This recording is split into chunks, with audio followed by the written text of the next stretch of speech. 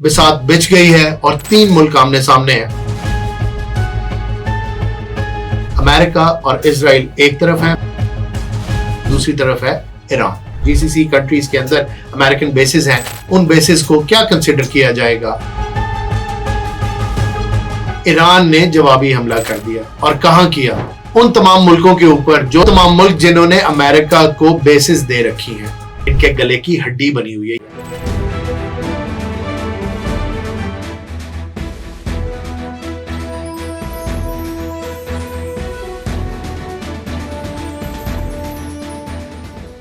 बिस्मिल्लाहिर्रहमानिर्रहीम, मैं हूं चौधरी मोहम्मद फराज। आप देख रहे हैं फैक्ट फोर्स ग्लोबल का एक और एपिसोड। नाज़रीन, आज बात करेंगे उस लेटेस्ट चेस बोर्ड की, उस वॉर के चेस बोर्ड की जो हमारे सामने खुल गया है। बिसात बिछ गई है और 3 मुल्क आमने सामने हैं। आप सोच रहे होंगे बिसात में तो 2 को आमने सामने होना चाहिए। नहीं, एक तरफ 2 मुल्क हैं और एक तरफ 1 मुल्क है। अमेरिका और इजराइल एक तरफ है, दूसरी तरफ है ईरान। इस चेस बोर्ड को हम डिस्कस करेंगे और इस फैक्ट को भी डिस्कस करेंगे आज के प्रोग्राम में कि अगर किसी मुल्क की बेस किसी दूसरे मुल्क में हो तो उसको क्या उस मुल्क की जमीन तस्वर किया जाएगा या उसको इंडिपेंडेंट कंट्री के अंदर एक बेस कंसिडर किया जाएगा। मैं अमेरिका की बात कर रहा हूँ। जीसीसी कंट्रीज के अंदर अमेरिकन बेसिस हैं, उन बेसिस को क्या कंसिडर किया जाएगा? अगर कतर में बेस है तो क्या वो कतर है, वो बेस का एरिया या इलाका कतर है? जी नहीं, उसको अमेरिकन सॉइल कंसिडर किया जाएगा। जस्ट लाइक आपके फॉरेन मिशंस, एम्बेसीज और काउंसिल जनरल जिस मुल्क के होते हैं, जिसके झंडे के नीचे होते हैं, उस मुल्क की जमीन कंसिडर होते हैं।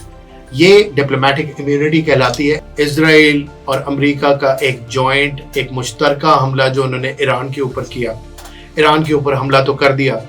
हमला करने के बाद ईरान ने जवाबी हमला कर दिया और कहां किया?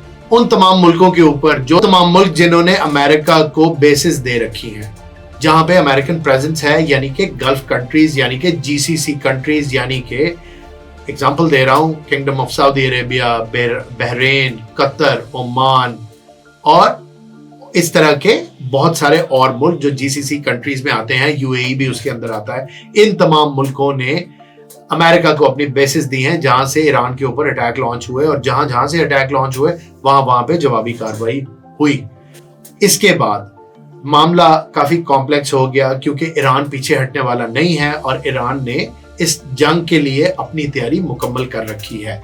At the same time peace talks भी चल रही थी और बेसिकली अमेरिका ने बिट्रे किया है ईरान को। जिनेवा के अंदर पीस टॉक्स के अंदर सपोजिडली पेशरफ्त भी हो रही थी। इस सिनेरियो में जब ईरान फ्लेक्सिबिलिटी दिखा रहा था, फिर भी अमेरिका ने आज उस पर हमला कर दिया। मेरी राय में ये जंग कितनी लंबी होगी या कितनी छोटी होगी, क्या रिजल्ट निकलेगा, ईरान पीछे हटेगा कि नहीं, अमेरिका कितनी हद तक आगे जा सकता है, इजराइल का क्या रोल होगा और रीजन के अंदर क्या प्रेशर्स पड़ेंगे, पूरी दुनिया के अंदर क्या कोई थ्रेट है, क्या ईरान की इस जंग से तमाम लोग रीजन में ही मुतासिर होंगे या ग्लोबली भी मुतासिर होंगे, ये सब बात करेंगे आज के प्रोग्राम में। पाकिस्तान और अफगानिस्तान का स्टैंड ऑफ जो अभी ऑनगोइंग है, फिर इससे पहले पाकिस्तान का इंडिया के साथ स्टैंड ऑफ, वो भी आपको पता है। ऑपरेशन सिंदूर उन्होंने लॉन्च किया, मुंह की खाई। ऑपरेशन सिंदूर 2.0 लॉन्च किया, फिर मुंह की खाई। अफगानिस्तान को आगे किया, इजराइल की तरफ दौड़ लगाई, वहां पे कुछ वादे, बातें और लंबी चौड़ी बातें करके आए, लेकिन कुछ पेश नहीं पड़ी। बहरहाल पाकिस्तान अभी नेगोशिएट कर रहा है उस थ्रेट को जो उसके नॉर्दर्न बॉर्डर से आ रही है और ईस्टर्न बॉर्डर से भी खत्म नहीं हुई। इसी दौरान जो अमेरिका है उसने इजराइल के साथ मिलके एक जॉइंट अटैक लॉन्च कर दिया ईरान के ऊपर, और ये भी काफी अरसे से लिंगर ऑन कर रहा था। इंटरनेशनल मसला बहुत बड़ा, आपको याद होगा वेनेजुएला के प्रेसिडेंट को और उनकी अहलिया को उठा के, यानी कि फर्स्ट लेडी को अमेरिकन ले गए उनके अपने मुल्क में से, और उसके बाद प्रैक्टिकली उस मुल्क के तेल के ऊपर इन्होंने कब्जा कर लिया। But Iran is a tough pill to swallow.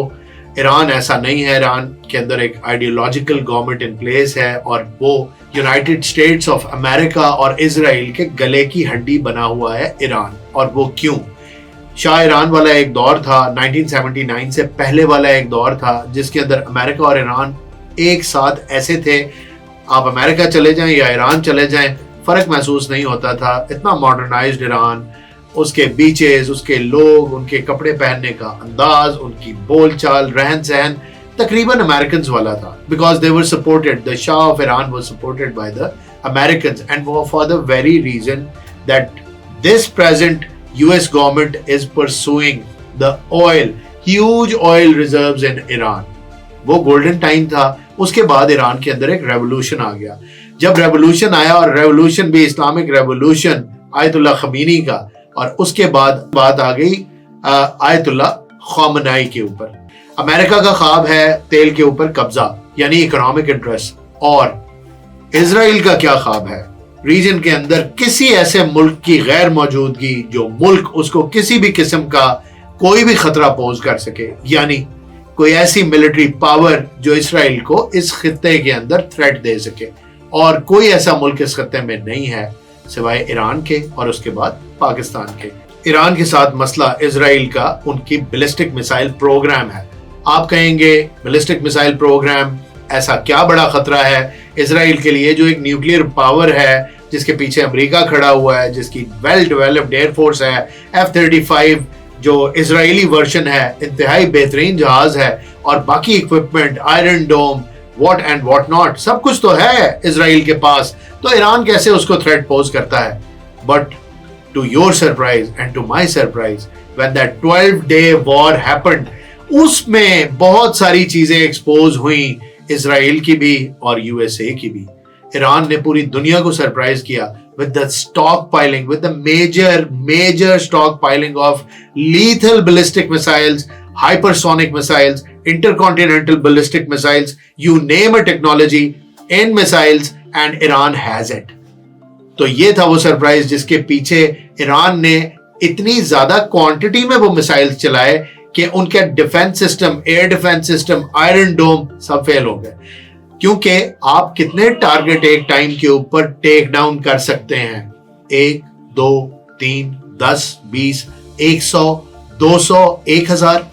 جو میزائلز کی تعداد تھی وہ ہزاروں میں تھی. اس کے بعد وہ آئرن ڈوم کی متھ ٹوٹ گئی, اور ایران نے اپنے آپ کو ایک میجر مڈ لیول پاور کے طور پہ ریجن میں اسٹیبلش کر لیا. USA نے اور اسرائیل نے وہاں پہ قسم کھائی کہ اب اس کو چھوڑنا نہیں ہے. تو انہوں نے ایک سیریمونیل سٹرائک جون کے اندر, آپ کو یاد ہوگا کہ ہم نیوکلیئر فیسلٹی ختم کرنے لگے ہیں. USA bombed Iran sites, the nuclear sites with their B-52 bombers. اور وہ جب انہوں نے کر لیا تو ہاتھ جھاڑ کے انہوں نے کہا کہ بس ہم نے تو نیوکلیئر کیپیبلٹی ختم کر دی. او ماموں, اگر تب ختم کر دی تھی تو اب کیا ڈھونڈنے جا رہے ہو وہاں پہ اس ٹائم پہ بھی ہم لوگوں نے یہ بتایا تھا کہ یہ نیوکلیئر کیپیبلٹی ان کی ختم نہیں ہوئی. They are very much capable. وہ بہت پوٹنٹ, انہوں نے وہاں سے ساری چیزیں شفٹ کر لی تھی. امریکہ کو بھی اس بات کا پتا تھا, لیکن ایک ضدی, گندا اور غلیظ بچہ یعنی کہ اسرائیل, وہ پرورٹڈ, ڈپریوڈ اور بہت ہی عجیب قسم کی قوم جو کہ یہودی ہیں, اور یہودی بھی اشکنازی یہودی ہیں جن کا مذہب سے بھی کوئی تعلق نہیں ہے, انسانیت سے بھی کوئی تعلق نہیں ہے, ماڈرن اکنامک سسٹم سے اور پولیٹیکل سسٹم سے بھی کوئی تعلق نہیں ہے, کیونکہ ان کے اپنے ہی پرورٹڈ قسم کے سسٹمز ہیں. یہ ایسی قوم ہے جس کے بارے میں زیادہ بات نہیں کر سکتا. آپ کو ایک اشارہ دے سکتا ہوں کہ ایک قوم تباہ ہوئی تھی جس کو قوم لوط کہتے تھے, یہ ان سے کم نہیں ہے. اس دفعہ بھی نیوکلیئر کیپیبلٹی نشانہ نہیں ہے. کیپیبلٹی جو انہوں نے ختم کرنی ہے وہ میسائل سسٹم ہے. یہاں ایک کامن انٹرسٹ بھی آ گیا دونوں کا رجیم چینج کے حوالے سے. رجیم چینج دونوں ہی کو سوٹ کرتا ہے. نہ اس رجیم کی موجودگی میں امریکہ کے اکنامک انٹرسٹ پورے ہو سکتے ہیں, اور نہ ہی اس رجیم کی موجودگی میں اسرائیل کے ملٹری انٹرسٹ پورے ہو سکتے ہیں. تو دونوں نے ہاتھ ملا لیا کہ رجیم چینج کریں گے, میں تیل پہ قبضہ کر لوں گا اور تمہارا دشمن ختم ہو جائے گا. اس ریجن کے اندر وہ ملک ختم ہو جائے گا جس سے تمہیں سب سے بڑا خطرہ ہے. تو آج ایران نے جوابی کارروائی کرتے ہوئے ایک اپنا آپریشن لانچ کیا جس کے اندر انہوں نے ان تمام US بیسز کے اوپر حملہ کیا جو سعودی عربیہ میں تھی, جو قطر میں تھی, جو عمان میں تھی, بحرین میں تھی, جو پورے مڈل ایسٹ میں کہیں پہ بھی تھی, UAE میں تھی. ان سب کو انہوں نے ان کے اوپر میزائل داغ دیے, اور جواب انہوں نے یہ دیا کہ ہم مسلم ممالک پہ حملے نہیں کر رہے, ہم پیورلی ان بیسز کو ٹارگٹ کر رہے ہیں جو ٹیکنیکلی امریکن سوائل ہے. ایسے علاقے, ایمبسیز اور ایسی بیسز चाहे किसी भी मुल्क के अंदर हो, वो उस मुल्क की प्रॉपर्टी नहीं होती, वो technically in international relation terms उस मुल्क की प्रॉपर्टी और लैंड कंसिडर की जाती हैं जो मुल्क उन बेसिस को चला रहा होता है। फिलहाल रशिया, चाइना ग्रेवली कंसर्न्ड है और खुश नहीं है इस हमले से। ये बात मैं आपको बता दूं, ये आगे आइंदा आने वाले दिनों में बड़ी सिग्निफिकेंट इंप्रूवमेंट होगी। यूरोपियन यूनियन भी इस हमले से खुश नहीं है और दुनिया की मेजर ममालिक इस हमले से खुश नहीं है। एक और चीज इंक्लूड कर दूं, अमेरिकन कांग्रेस और अमेरिकन लोग 90% इस हमले से खुश नहीं हैं। They were not in the favour of a USA attacking Iran alongside Israel, ये इस हक में नहीं थे। मेरी प्रेडिक्शन ये है कि इजराइल एक छोटा मुल्क है और एक बहुत लंबी जंग नहीं लड़ सकता। अमेरिका शो कर सकता है कि बहुत लंबी जंग लड़ सकता है, शायद रिसोर्सेज भी होंगे, लेकिन डोनाल्ड ट्रंप जो प्रेसिडेंट हैं यूएसए के, उनका माइंडसेट एक लंबी जंग का नहीं है, बिल्कुल नहीं है। वो बहुत लंबी जंग में नहीं जाएंगे। वो अपने अमेरिका होने, अपनी ताकत जोर से दिखा के कुछ दिन में मामला निपटने की पूरी कोशिश करेंगे, लेकिन फिर टेबल पे आना पड़ेगा। क्यों? क्योंकि वॉर एक मीन्स है to achieve what? To achieve your target. और व्हाट इज योर टारगेट? और what usually is the target? It is peace. War भी यूज की जाती है पीस को अचीव करने के लिए। बात बड़ी अजीब लगती है, लेकिन इंटरनेशनल रिलेशंस का सुनहरी असूल है। वॉर एक टूल है to attain and achieve permanent peace. So my friends, अगर पीस ने आना है तो पीस आएगा, और वॉर एक टूल है। तो ये कब तक चलाना चाहेंगे? कितना नुकसान उठाना चाहेंगे? स्ट्रेट ऑफ हुर्मुज बंद करने को अफोर्ड कर सकते हैं। उसी स्ट्रेट ऑफ हुर्मुज से तो इनके तमाम बेसेस को जहां पे ये मौजूद हैं सारा ऑयल जाता है, और पूरी दुनिया में भी 20 to 40% ऑयल जाता है। तो क्या अफोर्ड करेगी दुनिया? पूरे सारे मुल्क ये इकोनॉमिक प्रेशर बर्दाश्त करेंगे just because Israel wants America to jump into this war and get rid of the regime that Iran has? बाकी किसी मुल्क को तो कोई मसला नहीं है, तो फिर उनकी राय का क्या होगा? इन सब सवालों के साथ आपको छोड़ के जा रहा हूं, लेकिन इन सब सवालों के जवाबों के साथ जल्द आपके पास दोबारा आऊंगा और आपको इनकी डिटेल्ड एनालिसिस इन जवाबों का भी दूंगा।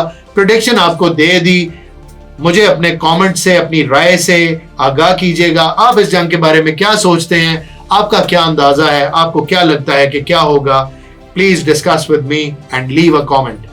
मुझे इजाजत दीजिए। अल्लाह हाफिज।